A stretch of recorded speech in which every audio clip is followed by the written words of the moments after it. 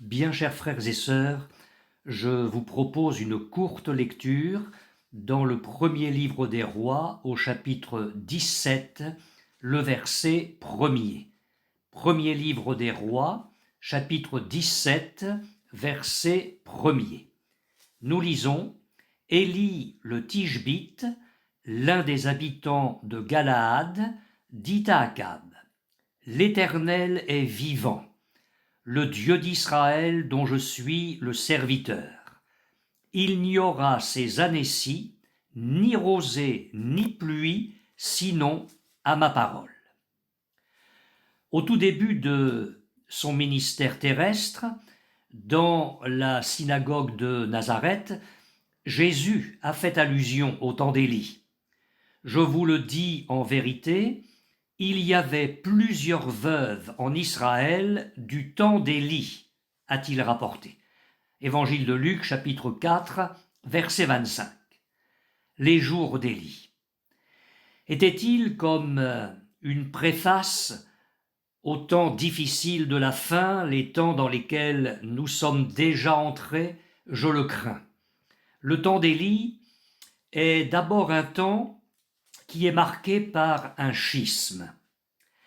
Akab, roi d'Israël, est monté sur le trône 62 ans après la division du royaume en deux, du temps de Roboam et de Jéroboam. Le royaume d'Israël attribué à Jéroboam fut constitué de 10 tribus, et l'autre partie sur laquelle régna Roboam n'était formée que de la tribu de Juda et de Benjamin. Comment ne pas voir aujourd'hui, dans notre temps, des schismes, le morcellement de l'Église de Jésus-Christ? Le corps de Christ, l'Église, ne devrait faire qu'un, mais les dominations se réclamant de l'Évangile prolifèrent, et ce pour diverses raisons: la corruption, l'apostasie, les querelles de clochers, l'esprit pharisaïque, l'orgueil, et bien d'autres choses encore peu édifiantes, c'est le moins que l'on puisse dire. Alors il est facile de pointer du doigt ceux et celles qui sortent de certaines églises aujourd'hui, mais on devrait se poser les bonnes questions. Pourquoi des chrétiens sérieux qui, bien que n'étant pas parfaits, qui prétend l'être, pourquoi des chrétiens sérieux qui se sont efforcés de marcher droitement devant Dieu, qui ont faim de la parole de Dieu, qui ont soif de la vie de l'esprit, pourquoi ces chrétiens-là quittent-ils leur assemblée? Ils meurent de faim spirituellement. On ne leur donne plus le pain vivifiant de la parole de Dieu, mais du verbiage religieux dans une atmosphère de spectacle et de concerts mondains. Ils sont donc en quête de nourriture spirituelle et d'une vie de l'esprit authentique. Qui oserait le leur reprocher? Les schismes vont se multiplier et les fractures au sein des églises et des mouvements vont être de plus en plus nombreuses. Jérémie dit de la part de Dieu: Pourquoi donc ce peuple de Jérusalem s'abandonne-t-il à de perpétuels égarements? Je suis attentif et j'écoute. Il ne parle pas comme il le devrait. Aucun ne se repent de sa méchanceté et ne dit: Qu'ai-je fait? Tous reprennent leur course comme un cheval qui s'élance au combat. Jérémie chapitre 8, verset 5. J'entends monter ici et là, dans la bouche des croyants, une réelle impatience. Tous aspirent à se retrouver, comme avant, dans les réunions de l'Assemblée. Alors tout cela est bien légitime.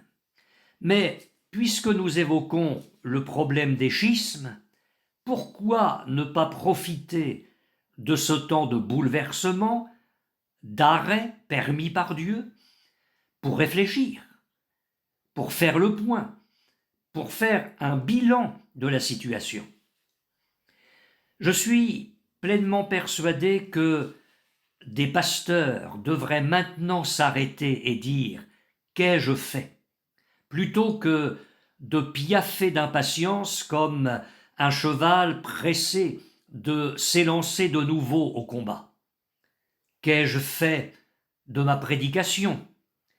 Quelle place ai-je donnée à la personne de Christ, à la croix, dans mes messages? Qu'ai-je fait de la vie de l'Esprit dans mon Église? Où sont les dons d'inspiration, de révélation, de puissance? Où sont les miracles, les prodiges? Où sont les conversions en grand nombre? Quel est le niveau de sainteté, la vie de prière de la jeunesse de mon assemblée? Qu'ai-je fait? Mes amis, on danse à l'heure où l'on devrait se courber et s'humilier. On invite à la joie là où l'on devrait pleurer dans la repentance.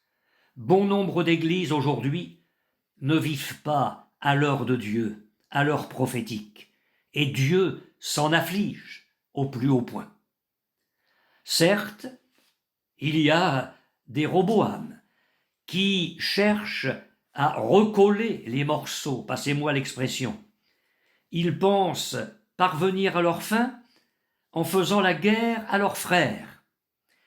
La parole de Dieu dit, Roboam, arrivé à Jérusalem, rassembla toute la maison de Juda et la tribu de Benjamin, 180 000 hommes d'élite propres à la guerre, pour qu'ils combattent contre la maison d'Israël, afin de la ramener sous la domination de Roboam, fils de Salomon. Premier livre des Rois, chapitre 12, verset 21, c'est ainsi que Roboam pensait mettre fin au schisme. Mais comme Roboam, ces hommes-là échoueront. Dieu n'était pas d'accord avec cette façon de faire. Ce ne sont pas les méthodes de Dieu.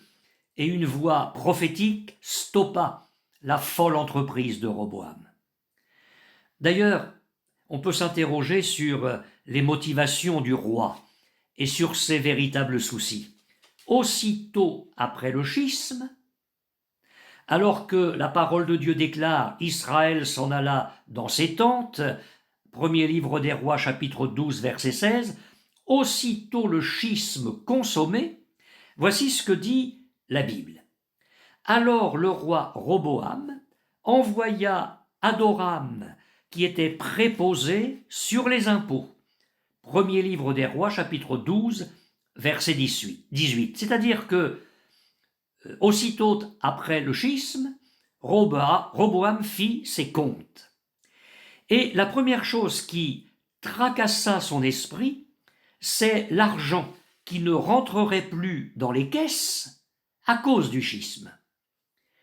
Il semble bien qu'aujourd'hui, c'est ce qui soucie certains responsables d'Église, au point que des chrétiens dont on ne prend aucune nouvelle, qui sont malades, qui se débattent seuls dans leurs épreuves, qui pleurent, ces chrétiens-là reçoivent néanmoins de leur pasteur tous les renseignements nécessaires pour continuer à verser leur offrande sur le compte de l'Église. Plusieurs croyants m'ont récemment fait part de leur désarroi, de leur déception et de leur profonde tristesse à ce sujet. Des temps extrêmement difficiles vont venir sur notre pays. Des milliers de personnes vont perdre leur emploi et vont vivre dans la précarité. Des pans entiers de l'économie vont s'effondrer. Des églises engagées dans des projets immobiliers vont être plongées dans des situations inextricables. Et plusieurs départements spirituels de mouvements évangéliques vont être ébranlés, faute d'argent. Dieu a vu la corruption de certains milieux religieux, l'argent mal employé, l'argent détourné, l'argent orienté vers d'autres destinations que celles indiquées par les donateurs, et le temps vient où le Seigneur va juger toute cette iniquité. Je suis pleinement persuadé que Dieu parle fortement et que nous n'entendons malheureusement pas ce qu'il est en train de nous dire. David disait à Dieu au psaume 60, les versets 4 et 5, « Tu as ébranlé la terre, tu l'as déchirée. Répare ces brèches, car elles chancellent. Tu as fait voir à ton peuple des choses dures, tu nous as abreuvés d'un vain détourdissement. » Bien-aimés frères et sœurs, il est temps de crier à Dieu. Certains prophètes, faussement consolateurs, osent dire que Dieu n'est pour rien dans tout ce qui arrive aujourd'hui à l'échelle planétaire, et que tout va rentrer dans l'ordre. Mais comme je voudrais qu'ils aient raison, du moins pour que tout rentre dans l'ordre, car pour le reste, comment penser que Dieu soit étranger et indifférent à l'état de l'humanité et à ce qui survient sur notre terre? Dieu est sur son trône, il veille à la réalisation de ses desseins, il poursuit ses plans. Ni le diable, ni tous les démons de l'enfer réunis, ni les grands de ce monde, quels qu'ils soient, ni les faux prophètes, n'y changeront quoi que ce soit. Dieu est aux commandes, et nous devrions l'écouter. L'avenir infirmera ou confirmera ce que je vous dis aujourd'hui. En tout cas, je reprends à mon compte ce que Michée disait à Kenaana, faux prophète du roi Akab, « Si tu reviens en paix, l'Éternel n'a point parlé par moi. » Il dit encore, « Vous tous, peuple, entendez. » Du temps d'Élie, c'est donc Akab qui règne sur Israël. Akab est un nom qui signifie « frère du Père ». Sur le plan spirituel, ce nom a quelque chose à nous enseigner. Ne sommes-nous pas appelés à être la famille de Dieu, la famille de notre Père céleste? Comme Jésus s'adressait à la foule, voici sa mère et ses frères qui étaient dehors, cherchèrent à lui parler. Quelqu'un lui dit, « Voici ta mère et tes frères sont dehors, et ils cherchent à te parler. » Mais Jésus répondit à celui qui le lui disait, « Qui est ma mère? Qui sont mes frères ?» Puis, étendant la main sur ses disciples, il dit, « Voici ma mère et mes frères. Car quiconque fait la volonté de mon Père qui est dans les cieux, celui-là est mon frère et ma sœur et ma mère. » Matthieu, chapitre 12, les versets 46 à 50. Frères et sœurs, nous sommes appelés à régner. Paul écrit aux Romains, « Ceux qui reçoivent l'abondance de la grâce et du don de la justice régneront dans la vie par Jésus-Christ, lui seul. » Romains chapitre 5, verset 17. Si nous, qui sommes appelés à régner dans la vie par Jésus-Christ, lui seul, nous sommes dans la proximité de notre Père céleste, nous tenant en sa présence, cherchant sa volonté, son conseil, nous nourrissant de sa parole, nous connaîtrons les uns avec les autres une réelle communion fraternelle. Plus les rayons d'une roue de bicyclette se rapprochent du centre de la roue, plus ils sont proches les uns des autres. Il en est ainsi dans le domaine spirituel, et c'est là la solution pour mettre fin au schisme dans l'œuvre de Dieu. Akab fut un mauvais roi. Le temps d'Élie est un temps où le péché s'accroît. La parole de Dieu fait un résumé de la vie d'Akab en ces termes. Akab, fils d'Omri, fit ce qui est mal aux yeux de l'Éternel, plus que tous ceux qui avaient été avant lui. Premier livre des rois, chapitre 16, verset 30. Et au verset 33, Akab fit plus encore que tous les rois d'Israël qui avaient été avant lui, pour irriter l'Éternel, le Dieu d'Israël. Et encore, au chapitre 21, verset 25, il n'y a eu personne qui se soit vendu comme Akab pour faire ce qui est mal aux yeux de l'Éternel, et Jézabel, sa femme, l'y excitait. L'apôtre Paul a prophétisé en écrivant à Timothée « Sache que dans les derniers jours, il y aura des temps difficiles. » Et il ajoute quelques lignes plus loin « Les hommes méchants et imposteurs avanceront toujours plus dans le mal, égarant les autres et égarés eux-mêmes. » Seconde épître à Timothée, chapitre 3, les versets 1 et 13. Dans son discours sur les temps de son retour, Jésus a déclaré « Par suite de l'iniquité croissante, l'amour du grand nombre se refroidira. » Matthieu, chapitre 24, verset 12. Comme du temps d'Élie autrefois, le monde et l'Église apostate aujourd'hui s'enfonceront de plus en plus dans le mal. Quelles ont été les pratiques de ce mauvais roi Akab? Quelles sont, au fond, les autres caractéristiques des jours d'Élie? Je résumerai cela par une courte expression, une multitude de péchés. Premièrement, Akab s'est livré aux péchés commis par Jéroboam, qui en son temps avait fait 2 veaux d'or pour entraîner le peuple dans le péché. Jéroboam, qui avait établi des sacrificateurs et créé des prêtres pour les hauts lieux, des hommes pris parmi le peuple, et non au milieu de la tribu de Lévi, comme l'avait institué l'Éternel. Celui du peuple qui voulait devenir prêtre pouvait l'être. Jéroboam, qui avait établi une fête au 8e mois, une copie de celle que Dieu avait établie, lui, au 7e mois.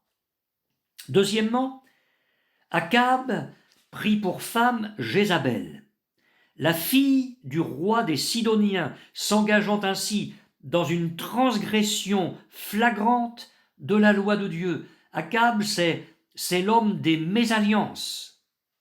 Troisièmement, il a élevé un autel à Baal, une idole païenne, et il a bâti pour cette idole une maison à Samarie.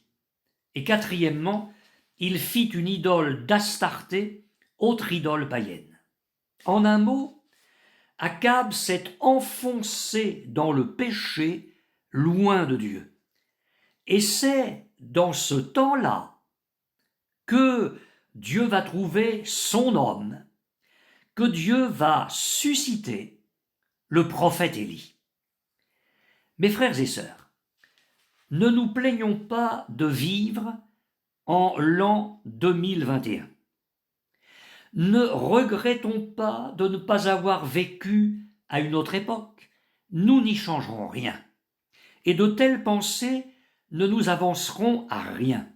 Considérons plutôt la personne d'Élie en un temps qui ressemble étrangement au nôtre.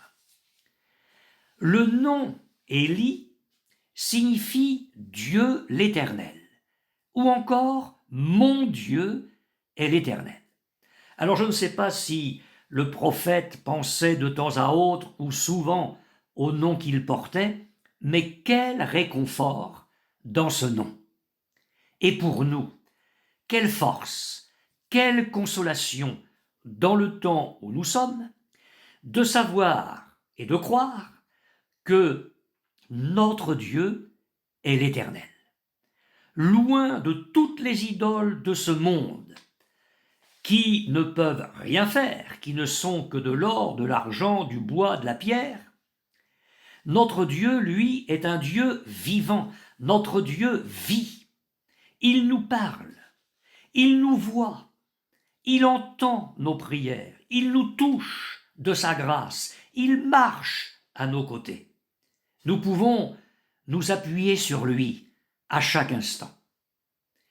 La parole de Dieu précise Élie le Tishbite, c'est-à-dire qu'il était originaire d'un lieu situé à l'est du Jourdain. Une précision qui n'est pas sans importance. Dieu sait où vivent les siens. Il connaît donc les temps, mais aussi les lieux. Que pourrions-nous redouter? Tout est dans les mains de notre Seigneur.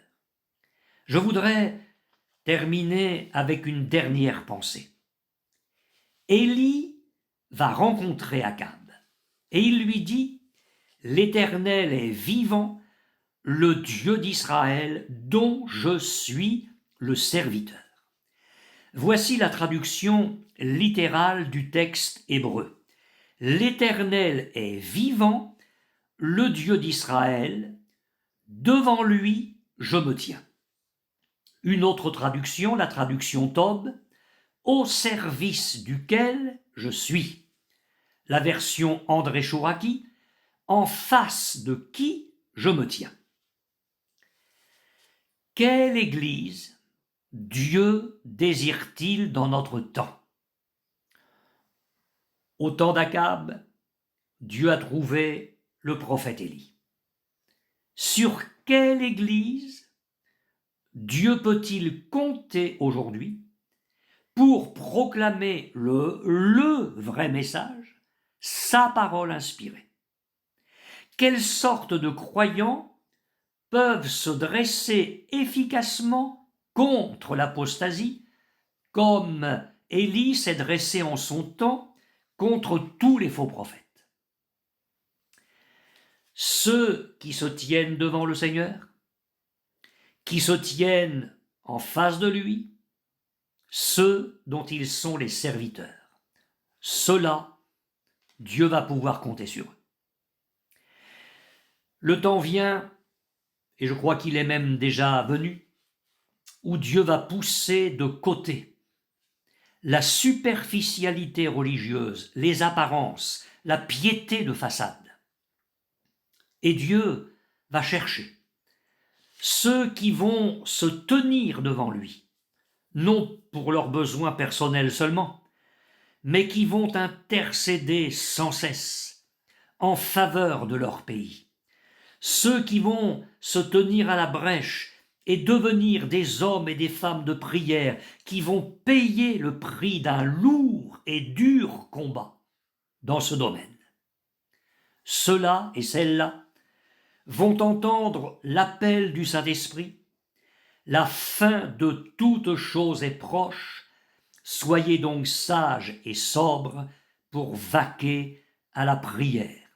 Première épître de Pierre, chapitre 4, verset 7.